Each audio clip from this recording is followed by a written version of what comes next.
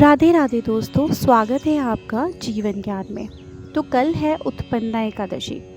मार्गशीर्ष कृष्ण पक्ष की एकादशी तिथि को उत्पन्ना एकादशी कहा जाता है। इसी दिन एकादशी माता की उत्पत्ति हुई थी, इसीलिए इस एकादशी को उत्पन्ना एकादशी के रूप में मनाया जाता है। जो श्रद्धालु एकादशी का व्रत शुरू करना चाहते हैं उन्हें उत्पन्ना एकादशी से ही इसकी शुरुआत करनी चाहिए। इस व्रत से अश्वमेध यज्ञ का पुण्य प्राप्त होता है। इस साल 20 नवंबर को उत्पन्ना एकादशी है, यानी कि कल।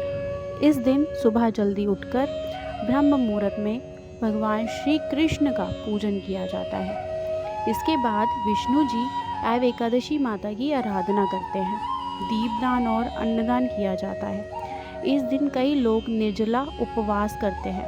कथा सुनने पढ़ने का बहुत महत्व है। इस दिन विष्णु जी ने मुर नामक राक्षस का वध किया। स्वयं भगवान श्री कृष्ण ने धर्मराज युधिष्ठिर को एकादशी माता के जन्म की कथा सुनाई थी। सतयुग में एक राक्षस था मुर।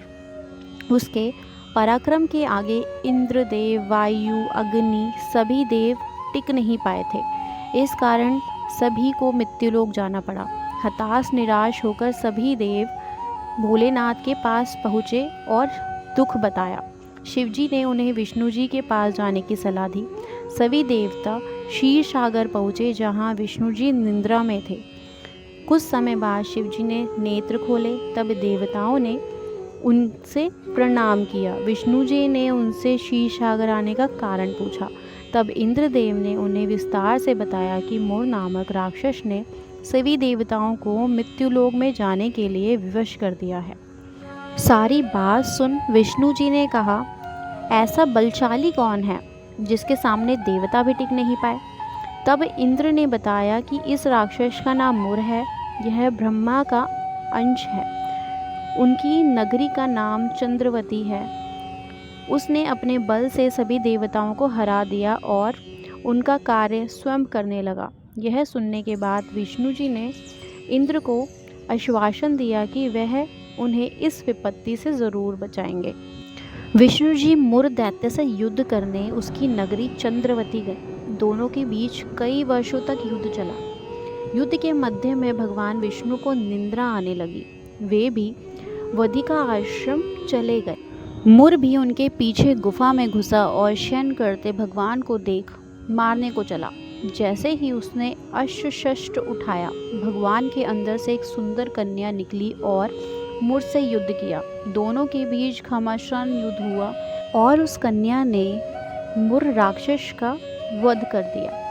उसके मरते ही दानव भाग गए और देवता इंद्रलोक चले गए। जब विष्णु जी की नींद टूटी तो उन्हें अचंभा सा लगा कि यह सब कैसे हुआ। तब कन्या ने उन्हें सारी बात बताई, जिसे सुनकर भगवान प्रसन्न हुए और उन्होंने कन्या को वरदान मांगने को कहा।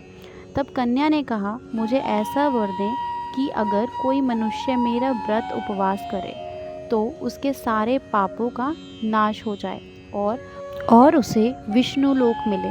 तब भगवान विष्णु ने कन्या का नाम एकादशी रखा और उसे मनचाहा वरदान दिया।